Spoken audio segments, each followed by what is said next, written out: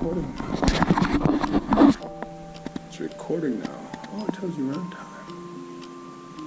Oh. Never used GoPro before. Just me again. Trying to figure out how to switch it through photo and time lapse and stuff.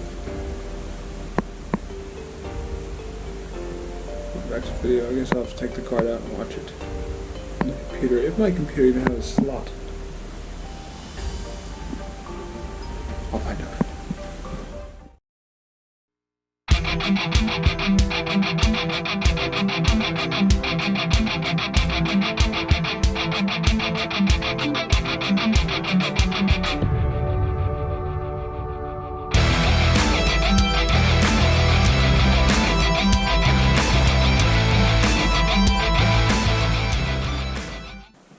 See myself, okay. So I'm assuming here. Stand on that diamond, yeah.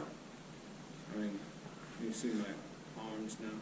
Yeah, your arm, so come a little bit this way, like one footstep, there you go. You are centered on the screen. Okay. Alright, so if you take one more step forward, and this hand is now out of screen, this hand is just barely out of screen. Okay. I want the piece of metal to not be seen in the screen. Hey, well, what do we have here? Hey, thanks, Nathan. Okay, so I get to forge this into a knife. What I'm going to do first is I'm going to start by... There we go. So I teach at the Arkansas Craft School. I teach bladesmithing at the Arkansas Craft School here in Mountain View, Arkansas. If you ever find yourself in North Arkansas, look up arkansascraftschool.com. Okay, so what we're going to do. We're going to take this, we're going to grind the scale off this back side. Because the scale is really hard and really bad for your belts. Just like eating burger and fries all the time is bad for your belt. That was a stretch. I'm sorry.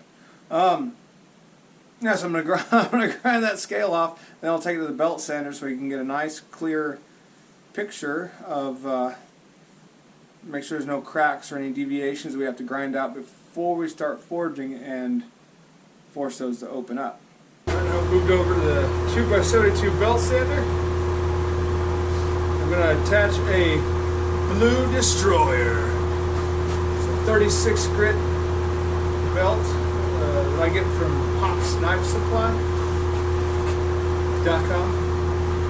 Half the reason why I got these is because they're called the Blue Destroyer. Dirt covers in there. I'm waiting for the forge to heat up.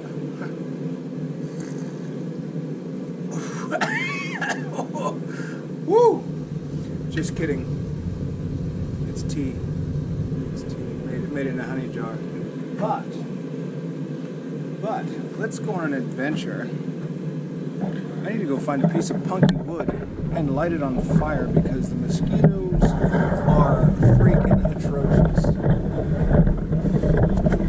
I don't know about anyone else out there in the land of the YouTubes, whoever sees this, but here in Arkansas, the bugs.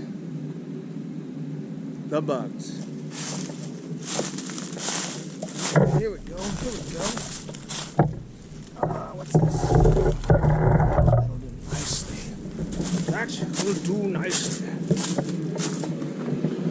Right. La la la la la. Okay. Set it back up here and see if you're still in frame. Sorry, Nathan. Lots of editing. So here's the piece of wood I found. It's a log that weighs almost nothing. It's super punky. Oh look, it's already been burnt once. We'll get that lit up. And it should put off a bunch of smoke and scare off some of these bugs.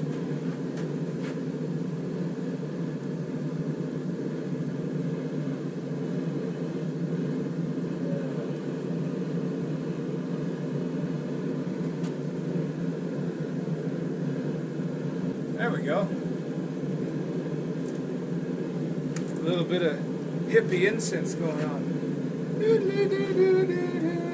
Drum circles and flutes and stuff, whatever hippies listen to. Set that right there and let that smolder. Hopefully it doesn't mess up the shaft. I should put it back here.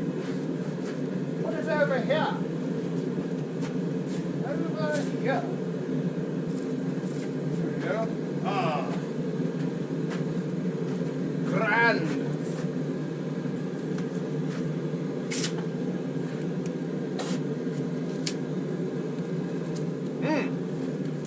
It has nothing to do with forging a Damascus knife. But I'm hungry. Thomas, here we go.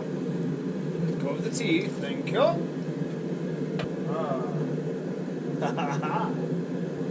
Apparently I can only cook one side of it. Oh.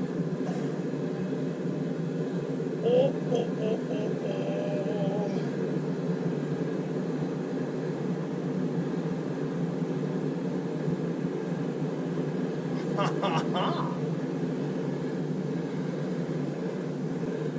Must always be thinking like a bladesmith, blacksmith, something.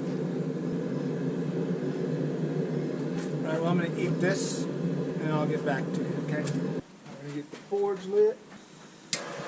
Fire! Okay. Alright, well while I get that figured out, I'm also going to light my mosquito stogie, just like when you're riding a wagon. Yeah, fancy. You open the press now.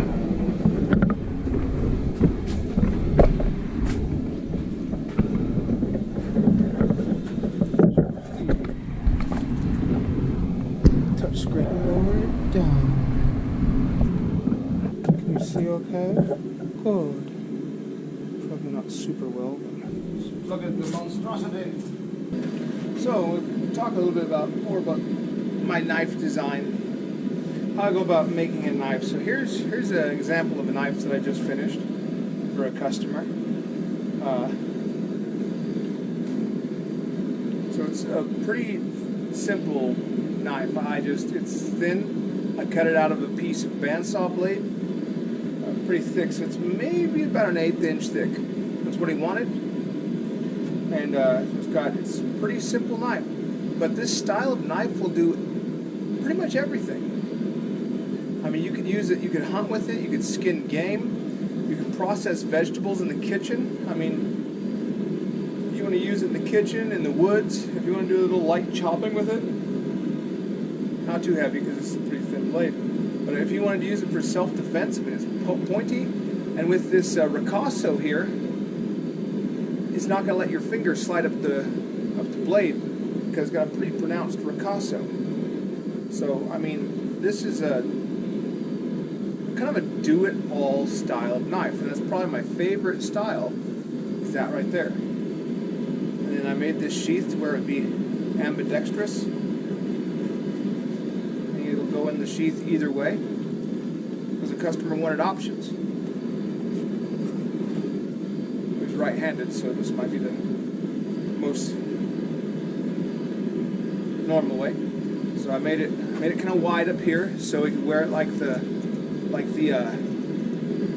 they call them, the gauchos, I think is what they're called, gauchos, South American cowboys. So they wear their knives in the back. We wanted that, you know, and so I put a belt loop on there as an option too. And this piece of antler acts as like a belt loop, so you can stick it in your belt and it will catch, so they won't slide through your belt, and you can pull it out, use it, put it back, wham bam, thank you ma'am. Good.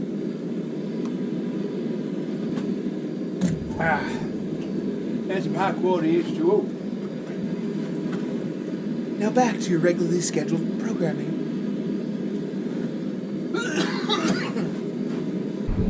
Hello, sir. There we go. Jolly good. So more knife theory.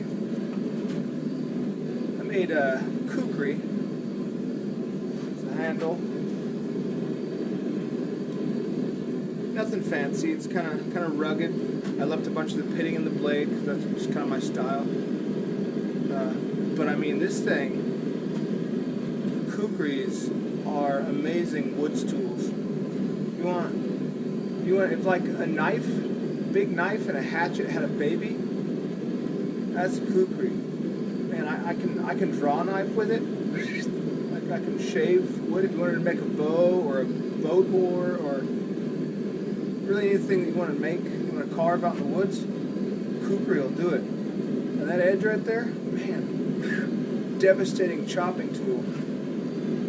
If you wanted to get into the self-defense aspect of it, well, Dogmar Kaida, it will cut, it will kill.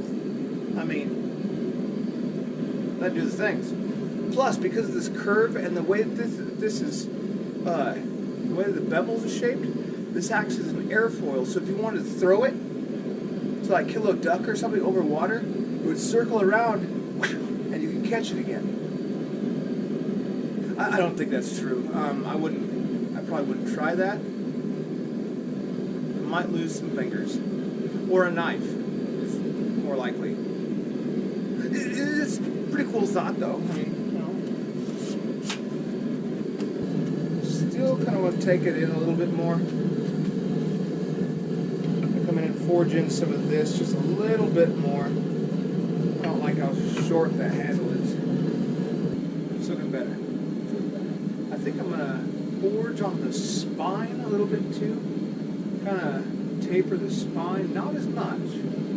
But that's going to take, there's a little bit of a dip in the spine that I don't like. And by compressing the spine in on itself, it's going to raise that dip up and make a more uniform shape.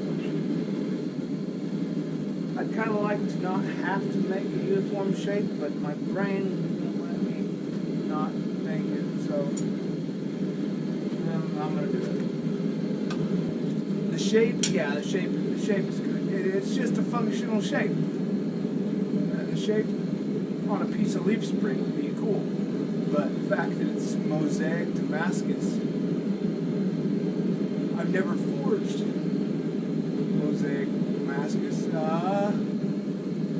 I forged canister Damascus. It wasn't really mosaic though. It was kind of ramshackle mixture of this, that, and the other thing. So I don't think I've ever forged mosaic Damascus. I've forged regular Damascus.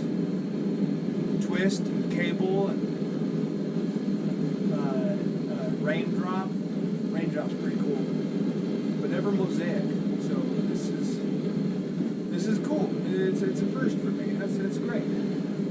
Do a little work on the handle. I think just to kind of even out that taper the tang. The thin spot in the back is kind of off to the side a little bit. I'm going to try to fix it. Not that I have to. Nathan can do that, but I'm sending a blade that I forged to my mentor. So I kind of, I want it to be kind of good, He's going to give me crap anyway, but, that's just what we do.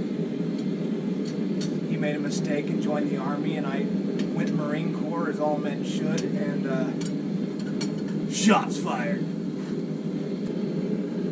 To be fair, he's like airborne ranger, and I'm just a Humvee mechanic, so he's still pretty cool. Got to shape up to be maybe more of a fighter than a camp knife. But I mean, really what will determine that is how Nathan decides to finish the grinding. I'm just going to leave it up to him and let him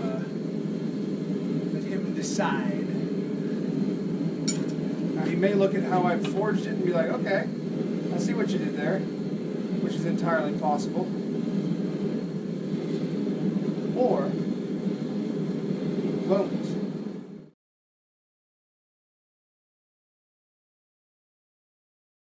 So I mean, you know, let's talk about the zombie apocalypse.